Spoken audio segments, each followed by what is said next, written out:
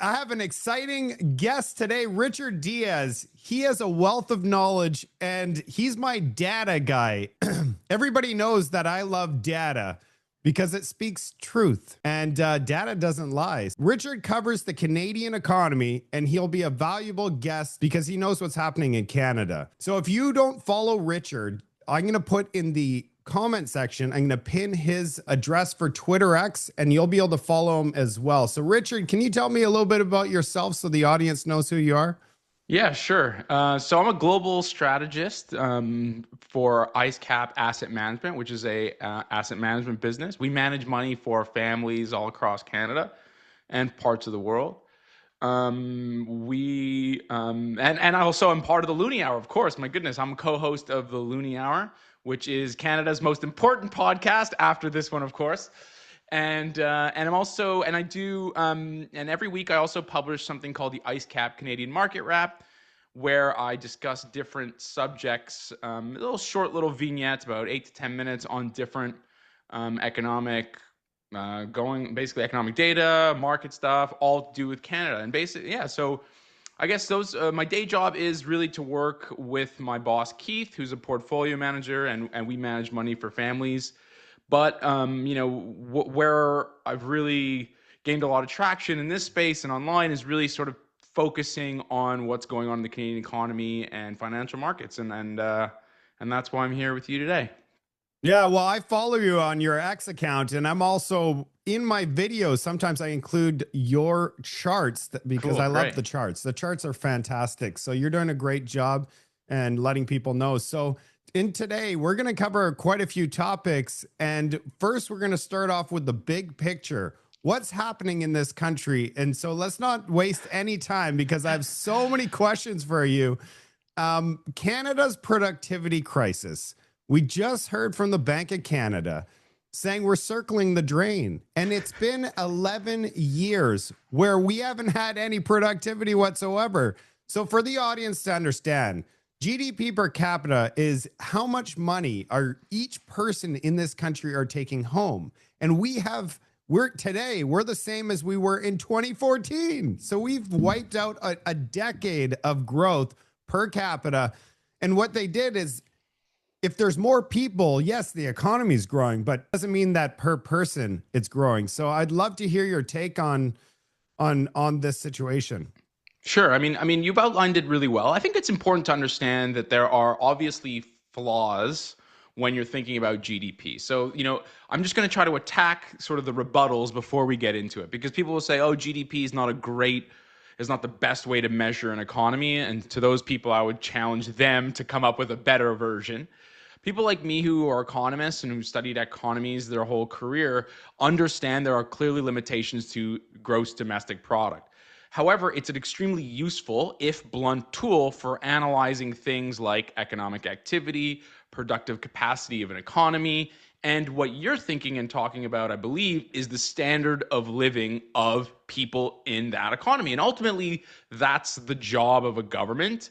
And in my view, what we should be focused on. And the way that you can identify the standard of living, again, it's a blunt tool. It's not perfect, but it is extremely useful for several reasons we can get into if you'd like. But basically, GDP per capita. And so the gross domestic product divided by the number of people in your economy.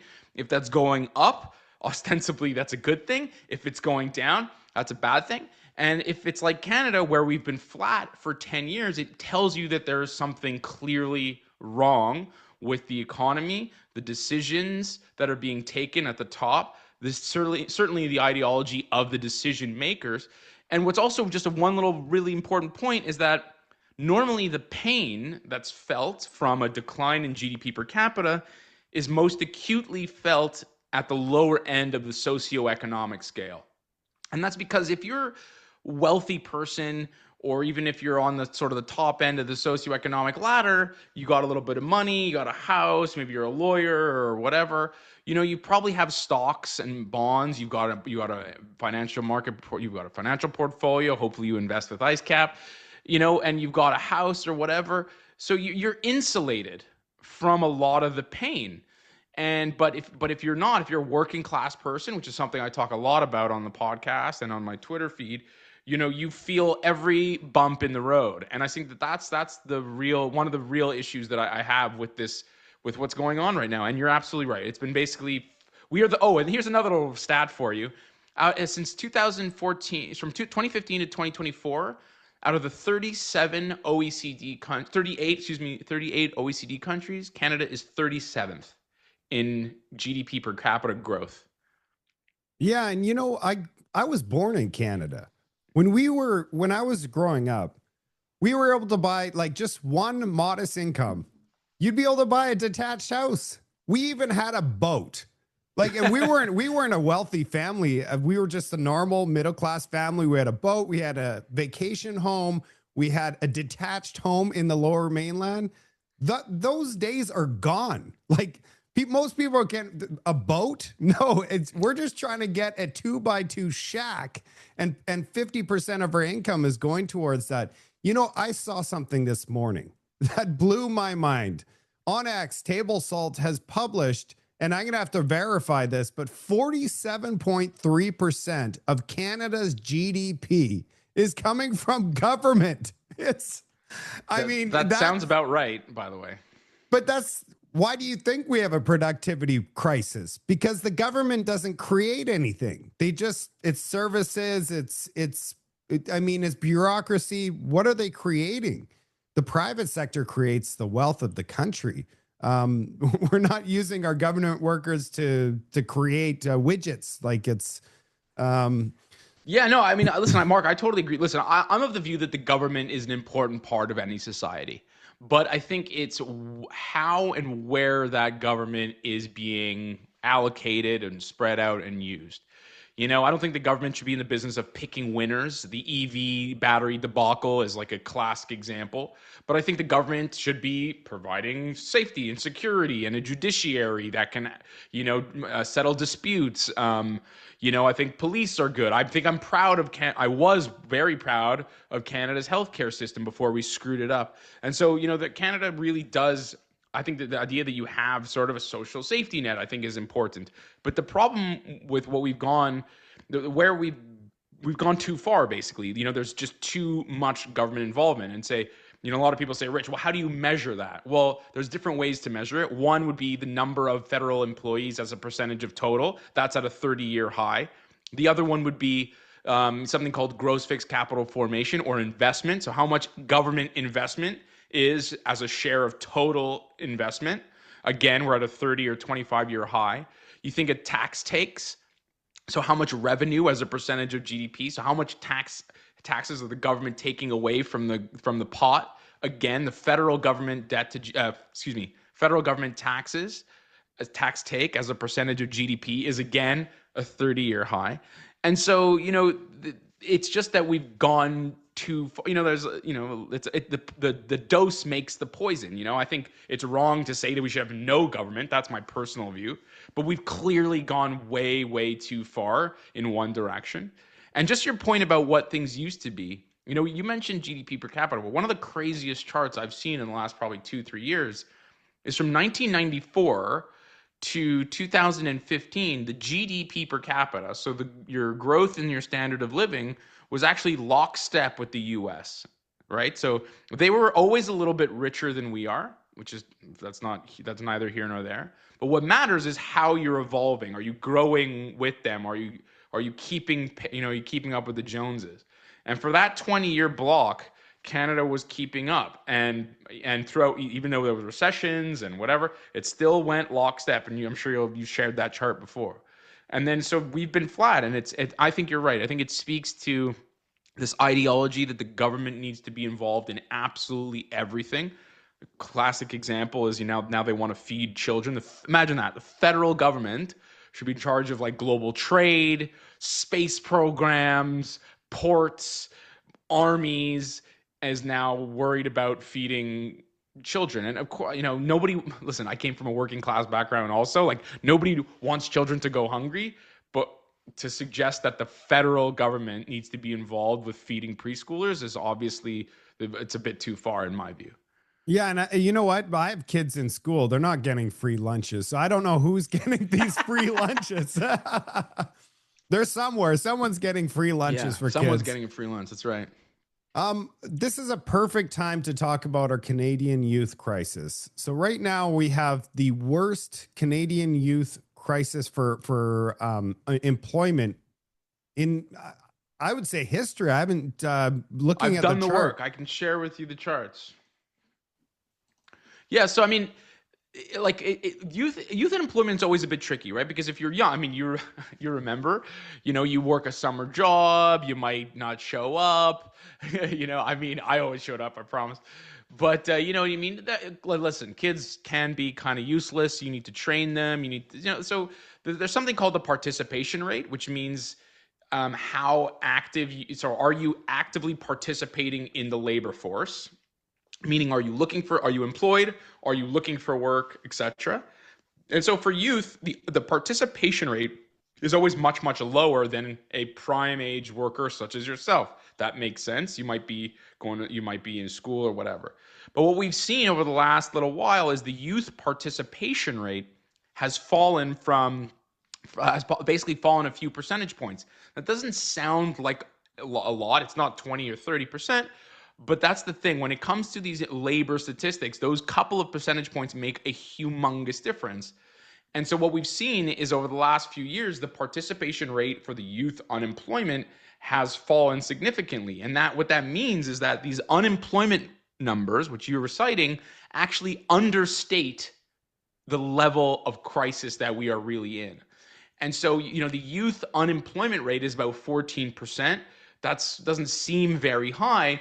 It's 14.1%. That doesn't seem very high. And in fact, if you look historically, that's not that high. It was actually higher in 2010, much higher in the late 90s. But when you normalize the unemployment rate for the lower participation, the view that there are now 1.8 million kids between the ages of 15 and 24 that have said, screw it, it's impossible to get a job. I'm leaving the labor force. I'm going to just stay in my parents' basement. The true, and I put this in inverted commas, the true unemployment rate is actually 17.2, which is a 35-year high. So it's an incredible, and the reason this has happened, I've been asked to speak about this, and I've done a lot of work on this, and I've also read the Bank of Canada. They did a paper on this in May of 2025. You can Google it. And the reality is that our immigration system basically destroyed the job prospects, the change in the immigration system we've seen over the last, let's say, 6 years or 7 years, destroyed the job prospects of an entire generation of young people. This And so that's, yeah.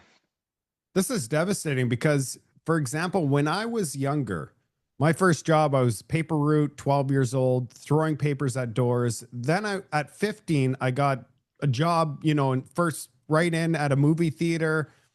And that really set the stage to me working hard and having, ambition. And and then looking for something that's better. So it got me into working at such a young age, which allowed me to progress and want more, right? I want more for myself. But if you're sitting at home at 25 years old, never worked a day of your life, I mean, to me, that seems like that doesn't set you up for success in the future. If you haven't gone those first jobs and really like struggled saying, wow, it's really hard to earn that dollar, respect for money, and strive to do better than the lowest job. Because what I find is the younger generation, when they finish university, they come into their first job and they expect, I get 100 grand per year and I'm not changing that garbage. I remember when I was younger and I finished my post-secondary, I was doing the worst jobs, but I was okay with that because I knew I'd work my way up, and I had that experience to have the tough experience.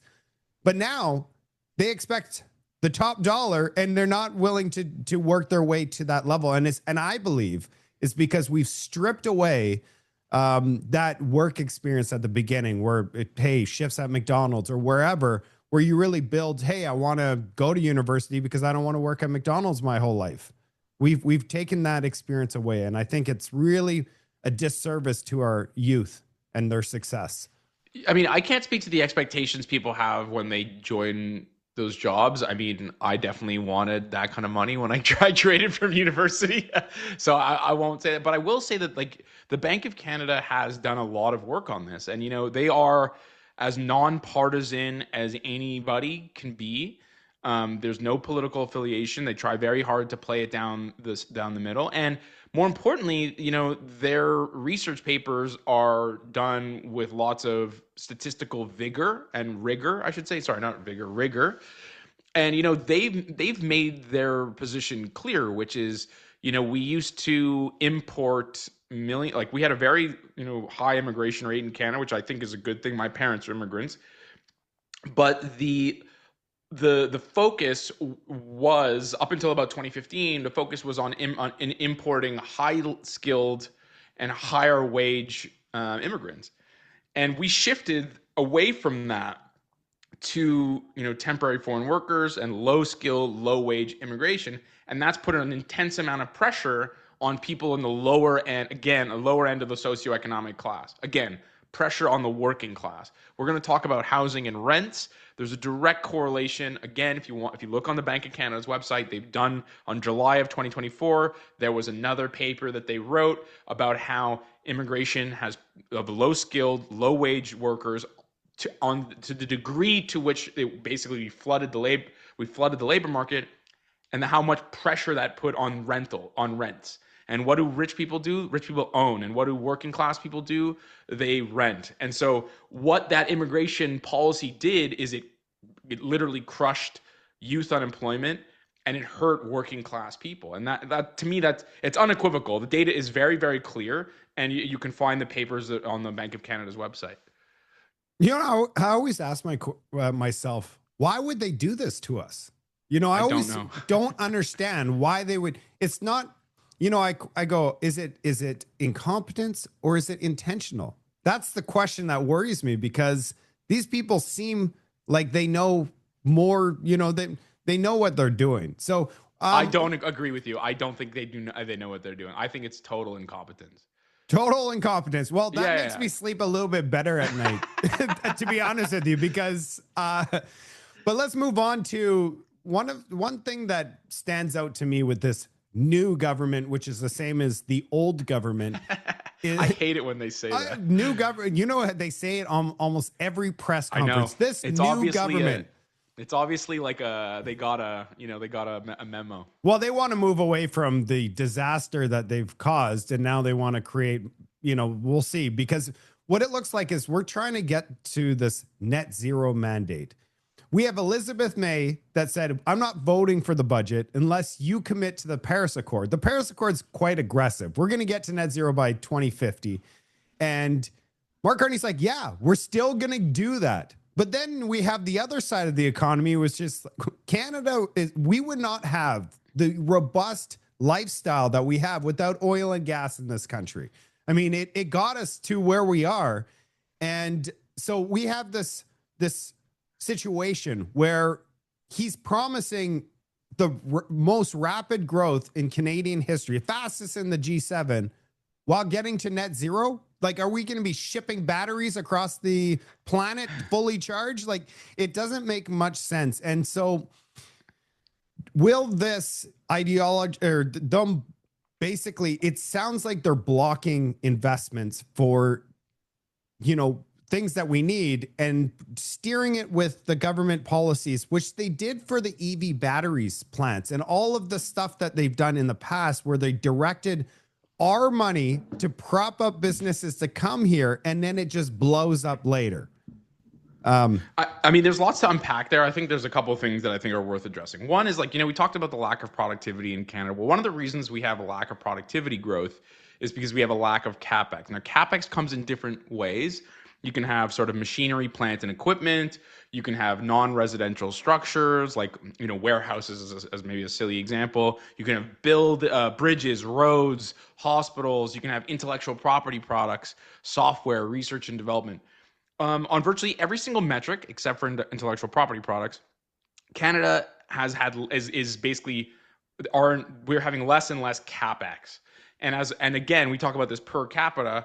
What you want is a lot of investment in capital goods and structures relative to the population. And we're seeing the opposite. We're seeing that decline. It's called capital shallowing if you want to be a nerd about it. And so, but that's a key input into labor productivity growth. The other input would be something like training or education. We get the training bit okay. The education, we're pretty well educated in Canada. But where we severely lack is capital investment. The reason that's related to net zero is because of more of a structural and philosophical view that everything that Canada does has to be under this proviso of climate change. And fundamentally, that is crushing the attractiveness of Canada as a place to invest your money. Net zero, let's be very clear, is a total lie. It's never going to happen. What's also really important is that the climate issue will not be solved in the West. U.S. emissions peaked in 2009 or 8. European emissions peaked in 1980. 1980, to repeat that. Canada's emissions peaked in 2007. And the rebuttal I always get, it's like, oh, it's because we exported all of our manufacturing. That's bogus. If you go on a website called Our World in Data, they split out emissions by consumption and production. And even if you account for consuming all the products that are manufactured in China, our emissions still peaked in 2007 and have been declining. Virtually all of the growth in emissions in the world are coming from Asia. So Asia Pacific, ex-China, and China. And they are absolutely not interested in reducing their emissions. I can demonstrate this to you really easily. One is that China's building right now, China's building 354 new coal-fired power plants. And they have another 100 or 80 odd plants that are being, another 182 that are permitted, another 101 that are pre-permitted, and 147 that have been announced. China, 58% of China's emissions are coal. And so, yes, China is at the forefront of producing renewables, but their total emissions continues to rise like it's not and they are not interested in reducing emissions. So so for us in the West, and certainly Canada, to tax poor people, which is a regressive tax in the form of carbon taxes and other shit like that, and to basically make it impossible, or not impossible, but make it so unattractive for corporations of all kinds to invest in Canada because of industrial carbon taxes, because of regulations and stuff like that, is insane. And so this philosophy, this idea that Canada, which is 1.5% of global emissions, is somehow going to contribute to this net zero is literally insane. It makes no sense whatsoever when you just look at the numbers. China's emissions are 11.17 billion metric tons. Canada's is 0.52.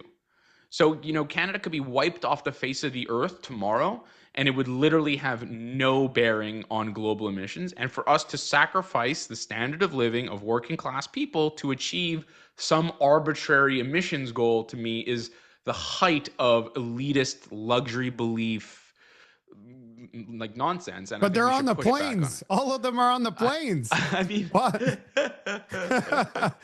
Yeah, I mean, yeah, it's crazy. But you know what I mean, Mark? Like it's just like it's crazy. It's like it's an ideology that makes no sense whatsoever.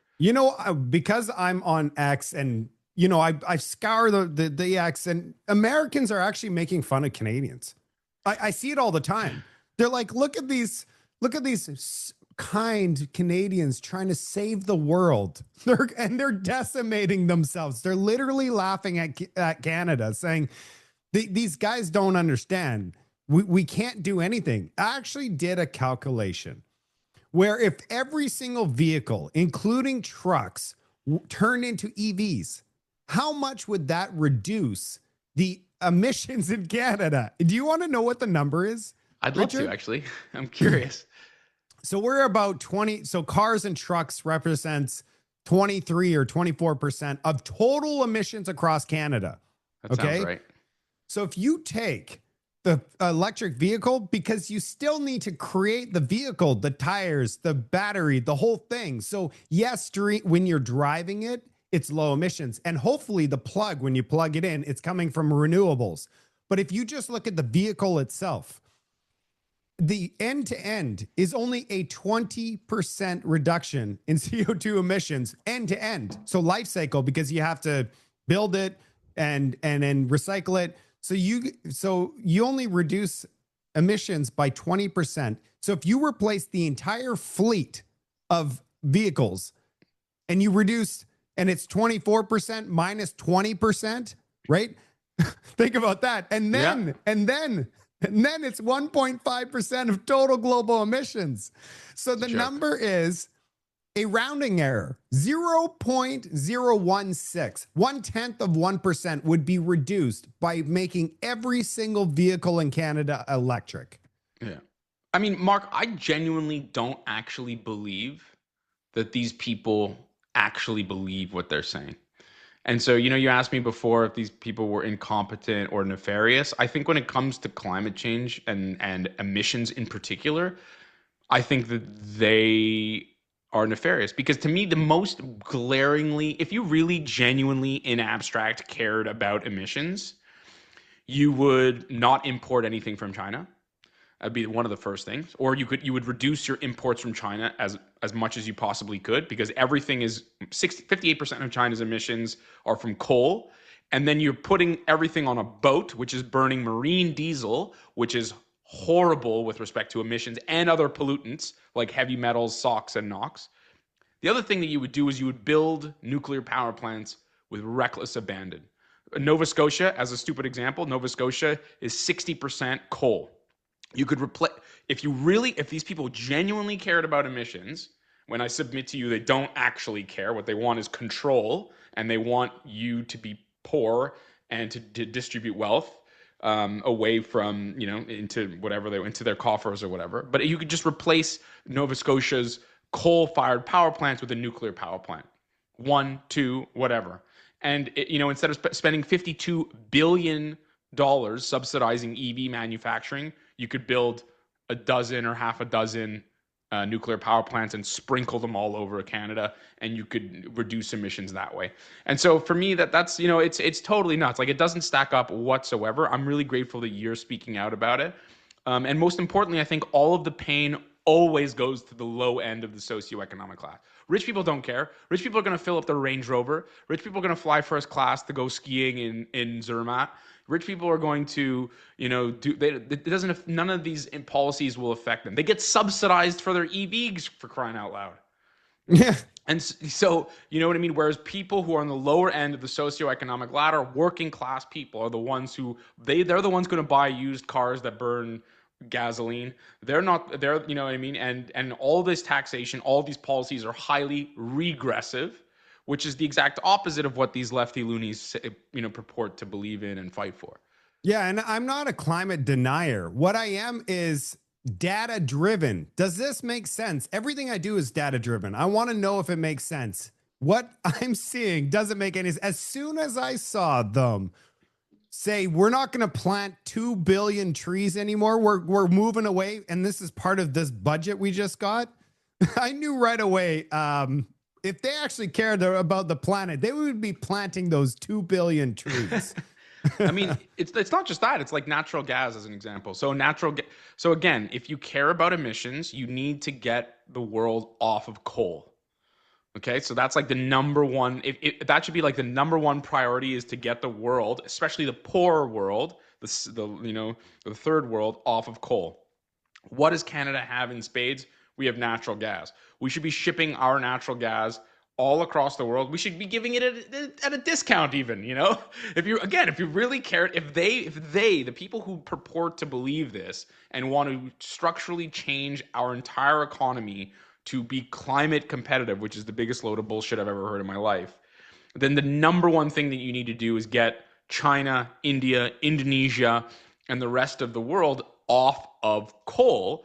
And we can do that by delivering natural gas, which is 50% of the emissions. The reason the US was able to cut emissions so sharply is because they started fracking for crude oil in the Permian Basin, and the And sort of one of the offshoots, one of the extra, just the cherry on top when you do that process, excuse me, is natural gas.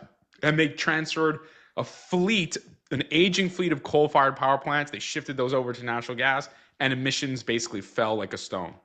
And they were able to keep their industrial base. They were able to keep energy prices relatively low at the same time as lowering emissions because of natural gas. And we could do that for the rest of the world in Canada, but we choose not to because they're not, I genuinely don't believe they're interested in emissions. They're interested in control and redistributing wealth. Yeah, I agree with you. But because because we're on a time crunch here, I want to talk about, because this is a very important topic. I know quite a bit about it. I want to bounce it off you. Let's go to interest rates. Interest rates in Canada, as well as the bond market. So we're seeing something here where the bond market's going a different direction than the interest rates. So maybe we could touch on where we think, and I'd love to hear from you, interest rates are going with the Bank of Canada, as well as where we believe the bond market. And so for everybody out there, why do we care about the bond market? It's because the bond market is what fixed term mortgages are priced on. So it doesn't matter what if you're doing variable, then you want to pay, and you have short-term debt, you want to pay attention to Bank of Canada, because your variable will go down as the Bank of Canada cuts, or go up if they bring up. But the bond market is very important. And also the bond market's important for investors, because investors want to know what the bond market is doing so they know what their return of investment is. So what's your take, Richard, on that? So I think you described that exactly right. So there's two, if you want to be a finance bro and you call it and you want to sound cool at a party, you call it the yield curve. And at the front end of the yield curve, you got the Bank of Canada rate, which you described, which affects your variable interest rate. And then the long end of the curve, you've got sort of, your 5 or 10-year bond yield. And then the 5 or 10-year bond yield is sort of a mishmash of a bunch of different things. There's a growth component, meaning if you have more growth, that rate will be higher. If you have more inflation, that yield or interest rate will be much higher. And I think in Canada, and at the front end of the curve, it's very much, as you described it, it's just the decision basically of the Bank of Canada. And so I think that those are two sort of separate questions about what's going on there.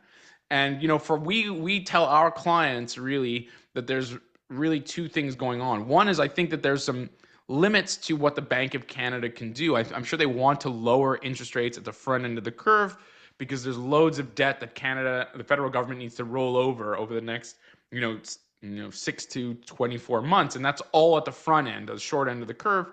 And they want to basically facilitate this massive binge borrowing spending that we're seeing. But the problem is that the long end of the curve is not in their control. And that is basically at the whims of the market. If people are worried about inflation, which I think is going to continue to rise, then that means numbers are going to be higher. If people are worried about whether or not they're going to get their money back, then that's sort of a credit risk or credit premium, and that's going to go higher. And so I think that there's like two different push-pull things going on. And I think that I think what we're seeing right now is really interesting. I mean, Canada has no productivity. That's really important. That's obviously making inflation be more of an issue. Productivity solves so many problems. One of the problems it solves is inflation. The other thing is that Canada has doubled its budget deficit after doubling it but the year before, which is totally nuts. And that's just the supply-demand issue, right? If you are supplying things to the market, the price will go down. Or the other way to think about it is your interest rate will rise. Your bond prices and interest rates are inversely correlated. When bond prices go down, interest rates go up. And so the Bank of Canada is flooding the market. The government of Canada is flooding the market with debt, running these huge budget deficits. I think the budget deficit will be bigger than they say. And so you've got these two sort of opposing forces, right? You've got the Bank of Canada that wants to keep interest rates really low to encourage growth and to be accommodative on a monetary policy standpoint.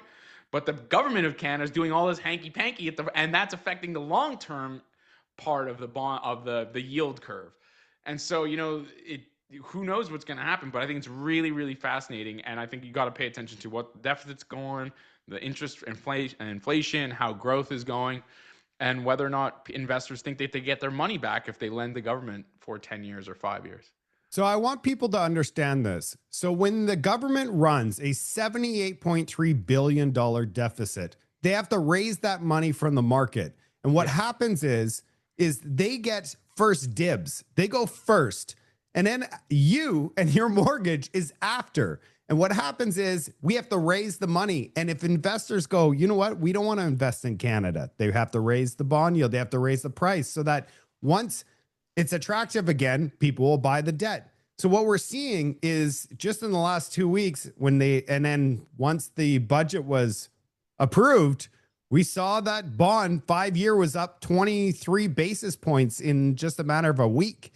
So that is something to consider. So when they, not only are they going to be causing inflation with all this debt, but they're also making your fixed term mortgages or you borrowing money cost more. So there's two ends to this. You're going to be paying more at the store and you're going to be paying more for shelter and housing. Yeah, and again, like the issue is productivity growth solves so many of these problems, right? Because if your economy is growing really fast and growing well and and sustainably, then the debt or the deficits are not as big an issue, right? The deficits start to shrink. God help us. Maybe that'll happen one day in our lifetime.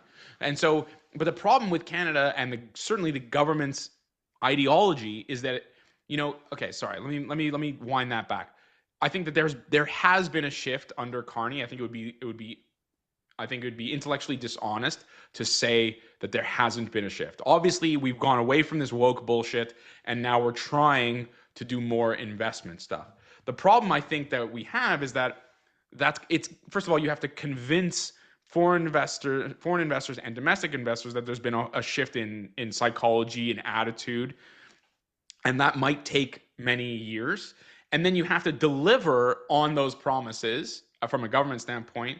And then you need the private sector to also come and contribute. So, although I think we have to give him a little bit of credit in the sense that there's been obviously a clear pivot, I think that there's so much, my confidence interval is extremely wide. I don't think there's so much that can go wrong. I think there's way too much ideological capture, and it's not at all clear that they'll be able to sort of land the plane. And so your point about the rising bond yields, I think, is a really good one, because unless you have productivity growth, inflation will be a problem. And if you don't have any growth whatsoever, then those deficits might explode even higher, which means that 78.3%, or 73 billion that you mentioned, I think it's actually going to crack 85 or 90, which again floods the market with bonds and raises people's mortgage rates. Awesome. So Richard, we're at the last minute here. So do you have any closing remarks or? No, not so much. I just thank you very much for the opportunity to come chat with you. I really love all the work that you do. Honestly, I think Canada is lucky to have people like you who've sort of stood out on their own and tried to contribute in your own little way. And if you guys want, give me a follow on Twitter, and we'll see you next time, I guess. Yeah, well, we're going to follow you. I'm following you. I'm going to republish your work. Thank you so much for coming on. I would love to have you back on because you're a wealth of knowledge. We want to ask you questions, and I'm going to try to get us live so that we get the audience to ask questions. I'm working on it, everybody. If you made it this far in the video, you are awesome. Richard is awesome. I'm going to have him back on the show for sure. We actually could have talked for hours. I actually had a lot more questions for him. I'll just have to bring them up next time I have him on. And next time, I probably won't have a time limit. I'd like to go live. And when I go live, I'll be able to take your questions as well. The problem is I'm still learning. So I've asked a friend to help me out so I could speed up my learning curve. But I'm sure once I go live, there's going to be a bunch of mistakes and things go wrong. But that's all part of learning. I just want to limit the amount of errors so that we're not live and then it falls down and just ridiculous. But I'm going to get there. I hope everybody has a wonderful Friday. I'm going to pick up a Christmas tree. Can you believe it? I'm going to a farm and I'm picking a live tree with the kids today. I'm hoping to get a report later on this evening if I have enough time, because I have so much news for you guys. My title for my next video is going to be David Eby Unhinged. Oh, it's going to be good. I'll see you on the next report.